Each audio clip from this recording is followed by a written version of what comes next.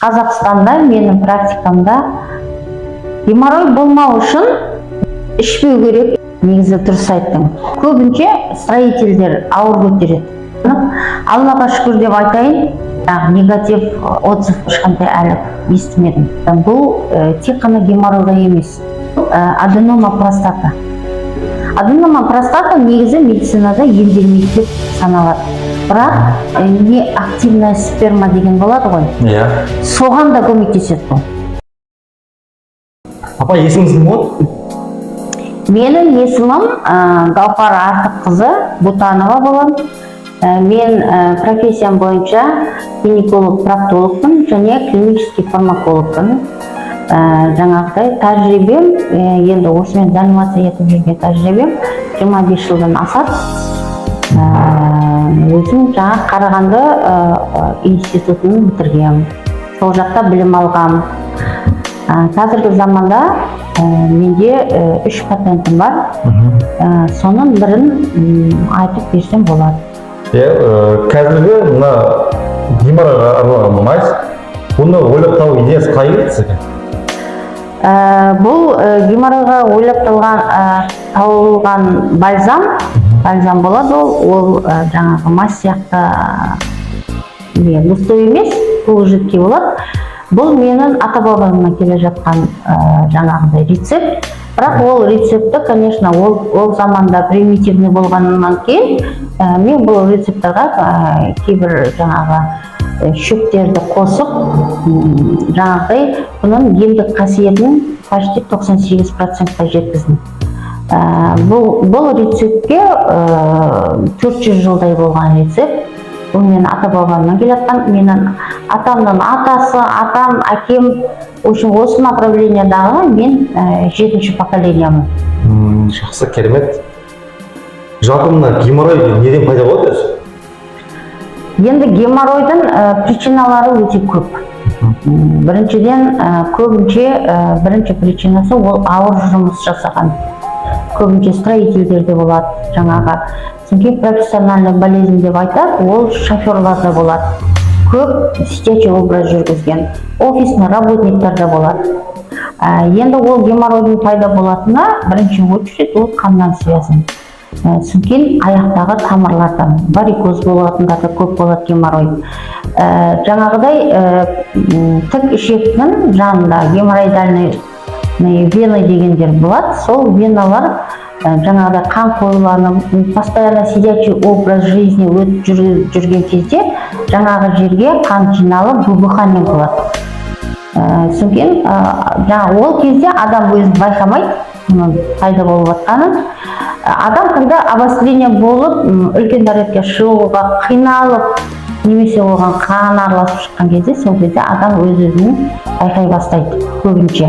Ол кезде жаңағыдай геморроидальный узлы дейміз ғой. Ол, конечно, жаңағыдай іші қатып, күшпен ішектен шығып жатқан кезде геморроидальный узлы сыртқа шығады. Сол кезде врачқа жүгіреді ғой көбінше. Сондай. Асқын баратқан кезде врачқа барамыз ғой. Оның қандай симптомдары бар? Бірінші геморройдың симптомы ол қышу. Қышу басталады көбінше кешкі уақытта. Ол бірінші симптом. Одан кейін далаға шыққан кезде дискомфорт басталады. То есть анау қатыңқырап шығып жатқан кезде қиналып шығады. Қиналып, бірнеке бір препятствие тұрғандай болып солай шығады, адам өзі сезінеді. Содан соң ол емделмей жүргеннен кейін жаңағыдай трещина пайда болады. То есть далаға шыққан кезде қан араласып шығады.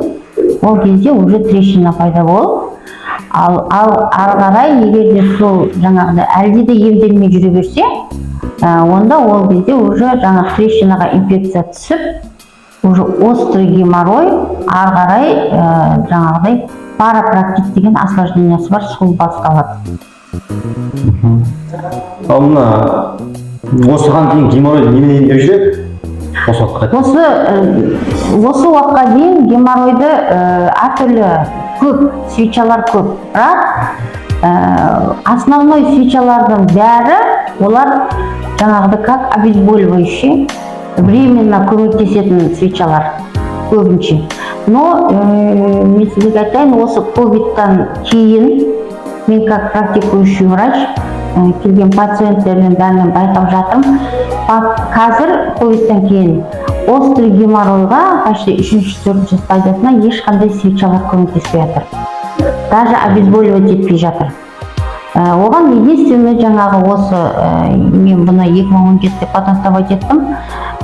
Бірінші қолданып көрген кезінде нәтижесі вообще керемет болды. 3 күннің ішінде острый геморройды мүлдем жоқ болдық.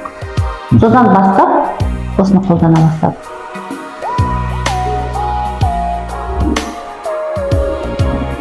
Ал геморрой болмау үшін не істеу керек адамдар? Геморрой болмау үшін здоровый образ жизни жүру керек. Біріншіден геморрой болмау үшін вообще ешқандай ауру жаңағыдай алдын ала алу үшін любой ауруды адам өз денсаулығына өзіне қарап тұру керек.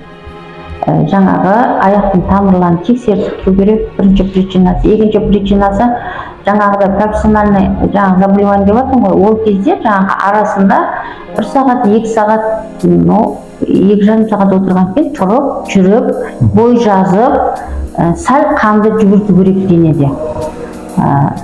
Екіншісі, көбінше строительдер ауыр көтереді. Сол ауыр көтергенді де тоже шамасына қарап, енді денсаулығына байқап қарап жұмыс істеу керек. Оның үстіне, үшіншісі көбінше де суықтан да болады. Суық жерде отырады, строительдер деп жатқан сол ғой. Сондай нәрселерден сақтану керек. Көп ішпеу керек, ішу жақтан да болады геморрой, острый нәрсені көп жемеу керек. Көбінше, например, кайстер дейміз ғой, олар жаңағыдай ашыны көп жегенде сол геморроймен именно ауыратын несі көбірек болады. Қытайда көп жатыр ма? Мүмкін, енді мен Қытайды білмеймін, бірақ біздің Қазақстанда, менің практикамда, енді мен ұлтқа бөлмей қояйын, бірақ көбірек болады. Жақсы. Бұл мазыңыз клиникалық зерттеуден өтті? Бұл маз дейтін бұл маз емес. Дұрыс айтпадыңыз. Бұл бальзам деп айтылады. Бұл дәрілік зат болып саналмайды. Бірақ бұның свидетельство о регистрации дегені бар. Бұл БАДы ретінде регистрациядан өткен Қазақстанда. Және де бұның жаңағыдай клиникалық дейміз ба, жаңағы БАДыға ондай клиникалық зерттеулердің қажет жоқ, бірақ біз Өскемен қаласында областной поликлинический неден 98 пациентқа емді көрсетіп көрдік. Соның ішінде нәтижесін өте керемет, мен почти 100% деп айтсам да болады, потому что ішінде бірақ адамға көмектеспеді, ол ішетін адам екен. Постоянно хронический лечениені бұзу, хронический жаңағыдай алкоголь употреблять еткен екен, оған да емі болды, но жаңағыдай біз 100% уверенбіз деген ем оған қонбады. Жақсы, керемет. Осы уақытқа дейін қанша адам қолданды осы препарат? Енді менің практикам бойынша 5000-дай адам қолданды. 5000-дай адам қолданып, Аллаға шүкір деп айтайын, әлі де бір отрицательный, негатив отзыв ешқандай әлі естімедім. Барлықтарына ол геморрой деген нәрсе өте қиын нәрсе. Көбісі жаңағыда емделіп болған кейін соттамат жазып жібереді. Енді мен бәрін сақтан кете бермеймін. Рахмет сізге, Алла нұр жаусын деген. Алланың ризашылығын Аллаға шүкір алып жатыр. Ал геморрой толық емделе ме осыдан кейін? Мына бальзамнан кейін, егер де курсын, мынанша курс өту керек, сол курсты жаңағыдай выполнять етсе, геморройдан емделеді. Минимальный геморройды 3 жылдан 5 жылға дейін ұмытады. Менен осыдан 3 жыл бұрын, 5 жыл бұрын емделген пациенттерім әлі обращение қылмады. Бұл керемет зат екен. Геморройдан басқа қандай ауруларға ем болады? Негізі дұрыс айттың. Осы жолы мен жаңағыдай геморрой сұрақ болған кезде тек қана геморройға жауап беріп отқан едім ғой. Енді бұл тек қана геморройға емес. Мына бұның жаңағы барлық жерде жаңағыда шырышты қабаттар болады жаңағы. Тігішекте де, ауызда, мұрында барлық жерде шырышты қабат болады. Сол шырышты қабаттардың барлығына көмектеседі бұл. Соның ішіне ерекше айтып өткім келіп жатқан ол аденома простата. Сол қазіргіде өте көп, особенно ер адамдар алдын ол 40-45 болса, қазіргі уже жасарып кетті, 35-те де пайда болып жатыр. Соған бұл енді шындап білген кезде нағыз көмектесетін осы бальзам, сол аденома простатаға. Аденома простата негізі медицинада емделмейді деп саналады. Бірақ именно осы бальзам аденома простатаға өте көп көмек береді және де оны емдейді. Жақсы, керемет. Тағы бір айтып кетейін дегенім, бұл аденомаға көмектескен екен. Аденома деген сол ісік қой. Оны жаңағы көмектесіп жояды. Бұл жояды дегенге мен толық көзім жетеді. Оны көмектескен екен жаңағыдай түспей қалған ұрық дейма, не активная сперма деген болады ғой. Соған да көмектеседі бұл. Егер де ол жаңағыда бірақ оған мерзімі, например, мерзім емделу уақыты әртүрлі болады. Процентный содержаниясына қарай. Егер де 15-тен төмен болса, 6 ай 1 жылға дейін емделеді.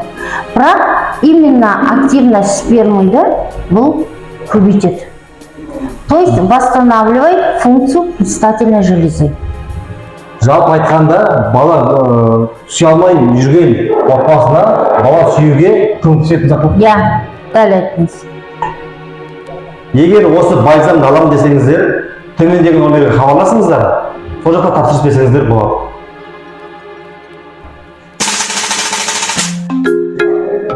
Егер де геморройға керекті, егер де осы бальзам жалпы айтқанда, Ваша проблема. қайтадан сатып алуға болады. Төмендегі номер